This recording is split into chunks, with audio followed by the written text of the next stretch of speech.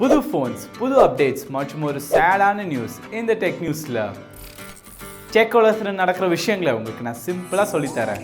நான் உங்கள் டெக் நண்பன் ஜோ.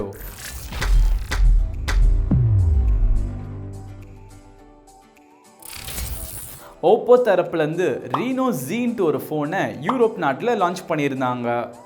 இது ரன் பண்ணக்கூடியது குவால்காமோட ஸ்னாப்டிராகன் 710 ப்ராசஸரில். இதே ஃபோனை சைனாவில் மீடியாடெக் ப்ராசஸர் வச்சு லான்ச் பண்ணியிருக்காங்க.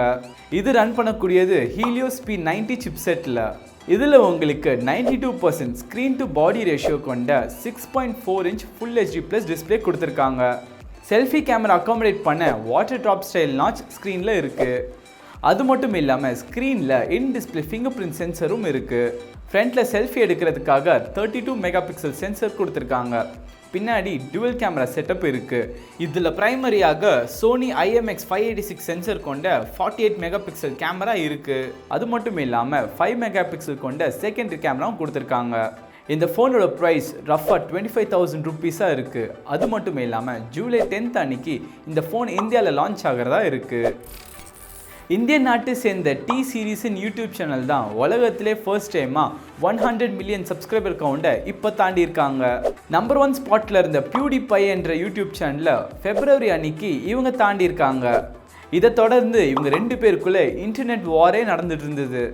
இந்த டி சீரீஸோட சின்ன ஹிஸ்ட்ரி ஒன்று சொல்கிறேன், கேட்டுக்கோங்க. குல்ஷன் குமார்ன்றவர் டெல்லியில் ஃப்ரூட் ஜூஸ் விற்கிறவராக இருந்தார்.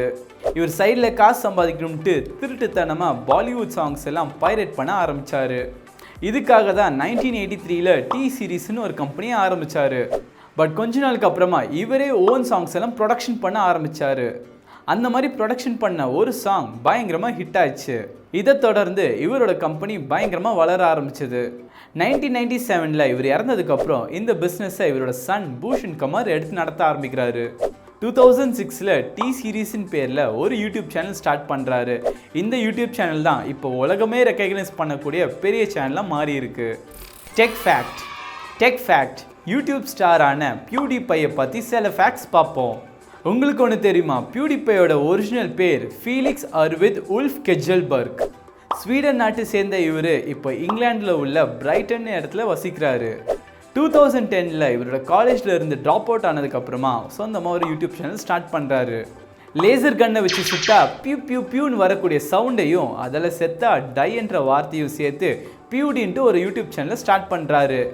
இந்த சேனலை சப்போர்ட் பண்ணணும்ட்டு ரோடாக போய் ஹாட் டாக்ஸை கூட சேல்ஸ் பண்ண ஸ்டார்ட் பண்ணுறாரு. பட் அன்ஃபார்ச்சுனேட்டாக இவரோட அக்கௌண்ட் பாஸ்வேர்டை மறந்ததால் இந்த சேனலை டெலீட் பண்ணிவிட்டு PewDiePie புது சேனலை க்ரியேட் பண்ணுறாரு. இன்றைக்கி டேட்டு படி 100 மில்லியன் சப்ஸ்கிரைபர் தொடர்றதுக்கு இன்னும் 4 மில்லியன் தான் பாக்கி இருக்குது. இந்த நேரத்தில் போய் இவரோட பாஸ்வேர்டை திருப்பி மறந்தால் செம்ம சிரிப்பாக இருக்கும். கேனன் தரப்புலேருந்து ஒரு புது 32 மெகா பிக்சல் APS-C கேமரா வரப்போகுதுன்னு தெரிஞ்சதும் எல்லோரும் 70யோட அடுத்த வெர்ஷன் வரப்போகுதுன்ட்டு ரொம்ப ஆர்வமாக வெயிட் பண்ணிகிட்டு இருந்தாங்க. கேனனோட இந்த பர்டிகுலர் 70 லைனப்ன்றது ஸ்போர்ட்ஸ் ஃபோட்டோகிராஃபருக்கும் வைல்ட் லைஃப் ஃபோட்டோகிராஃபருக்கும் ரொம்ப பிடிச்ச ஒரு கேமரா.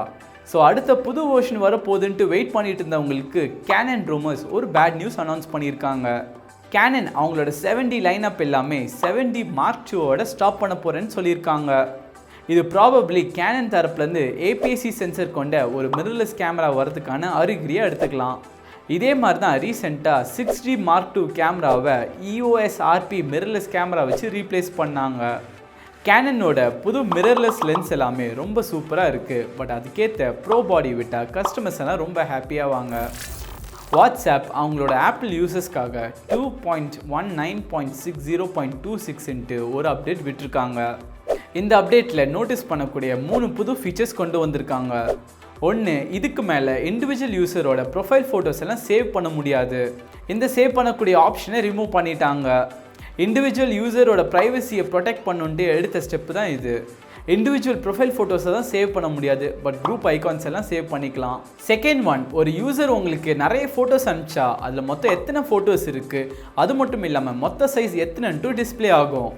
தேர்ட் ஒன், இது வரைக்கும் வாட்ஸ்அப்பில் அனுப்பக்கூடிய வாய்ஸ் மெசேஜஸ் எல்லாமே ஓப்பஸ்ன்னு சொல்லக்கூடிய ஒரு ஃபார்மேட்டில் தான் இருக்கும். இந்த பர்டிகுலர் ஃபார்மேட் மற்ற ஆப்ஸ் கூட ப்ராப்பராக கம்பேட்டபிள் இல்லாமல் இருந்துச்சு.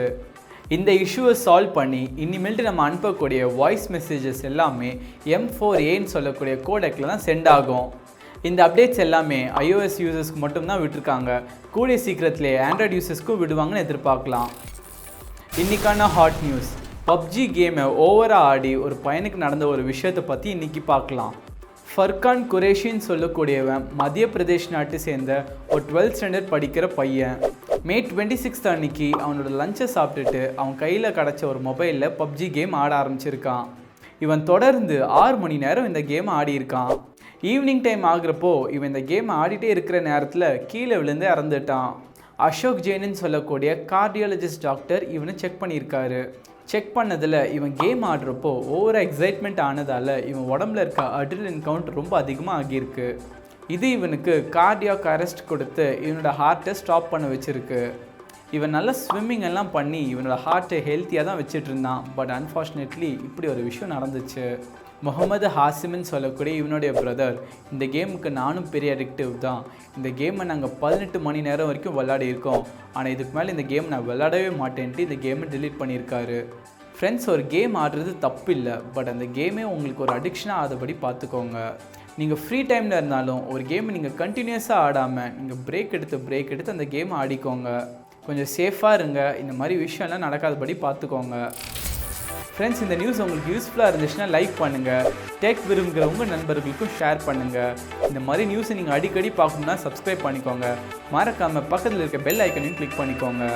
மீண்டும் ஒரு சொல்ல பார்க்குறேன். நான் உங்கள் டெக் நண்பன் ஜோ.